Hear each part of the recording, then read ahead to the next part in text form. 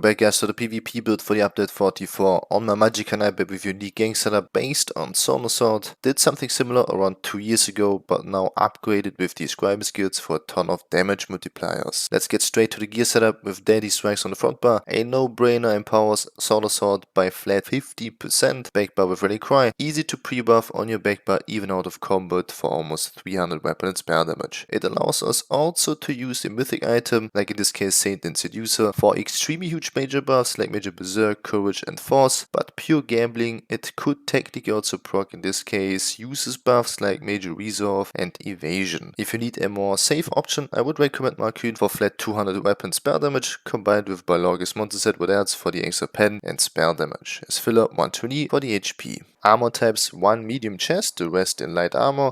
Like this we gain the maximum penetration. You can also put more into medium armor if you want, we give you more crit damage and spell damage. Full divines obviously best in slot, we give you more crit damage with the Shadow Mundus. Full max Magicka glyphs, jewelry full infused with the weapon spell damage enchants. Front bar a lightning staff will empower your direct damage abilities and your channeled abilities, so perfectly made for this setup. It will not only empower Stamsorc, which is a channeled ability, it will also empower Crushing Weapon and also light attacks. Alternative Inferno Staff would be technically also possible, but it will only empower damage over time abilities, so in this case Stamsorc. Sharpened for the extra pen with the flame damage enchant, weapon damage enchant, the Berserker glyph should be also possible. We give you overall slightly more damage on Crushing Weapon and Stamsorc, but you will lose the flame damage. Burst proc obviously, back bar, Rally Cry Restoration Staff in defending with any glyph doesn't really matter. I prefer Resto for the Life Giver ultimate. It's a no shit button if I'm really in trouble. I'm kinda immortal for a few seconds. Quick look on the skills. Big change here. A lot of pre-buff options with the scribe skills, which we didn't have 2 years ago. The first one is Magicka Banner. It will increase magic damage by 6% with the focus script magic damage. So Stamsorc we get empowered flat by 6%. It will also reduce our Magicka stamina recovery and health recovery by 33%. Completely irrelevant for this setup here, so don't worry about that. With the signature script Cavalier Charge, we gain even weapon spell damage based on our movement speed. On this setup we have access to Concealed Weapons, so Minor Expedition 15%, and with Channel Acceleration another 30% with Major Expedition, and with the recipe even Celerity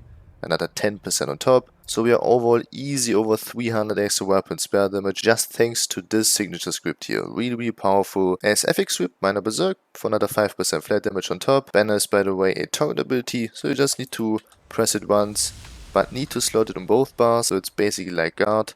Otherwise it will not work. Second skill, Concealed Weapon, like I said before, just slotted for Minor Expedition, will empower Cavalier's Charge, but it will also give us passively crit rate thanks to pressure points. Then Crushing Weapon for Major Breach, 6k penetration, also deals quite amount of damage. I will talk about the combination later. Merciless Resolve for the 10% extra crit damage, thanks to Hemorrhage, just slotted, and it also gives us another 300 extra weapon spell damage with 5 stacks, so you can pre-buff yourself with 5 stacks and keep them infinite if you don't use the bow proc. Siphoning attacks only slotted for sustain, and for Magicka Flood the Nightblade passive another 8% just slotted. And Stamsorc, our main ultimate, deals an insane amount of damage over time. In most cases your opponent will melt in 1, maybe maximum 2 seconds, depends obviously on the HP. Even stronger than before now with the scribe skills. Took me a while, I think 6 to 7 hours main questing, but was worth it. Back bar another pre-buff, Healing Burst. Mainly for Minor Courage, 250 weapon spell damage just for free. I also use the focus script healing and the signature script healing over time to compensate the health ticks of Simmering Frenzy. It takes quite a lot, so we need a healing over time here and the burst here. Talking about the Vamp toggle, will give us 400 extra weapon spell damage after 10 seconds with 5 stacks. Worth to use, but uncomfortable to play. It will drain your HP like crazy, so watch out for that. Channeled Acceleration for Minor Force, 10% more crit damage, and Major Expedition, which will empower the Banner signature script. Shadow Disguise as cloak ability, and for Major Savage and Prophecy, 12% crit rate. Watch out with the new Shadow Disguise, it drains your Magicka like crazy, so only use it as a kinda or shit button if there are a lot of players around and you need to cloak away for a few seconds. And Life Giver as defensive ultimate. Raised Armor, not the best choice. We give you weapon spell damage, Magicka and stamina. The best choice is probably Khajiit for 12% more crit damage.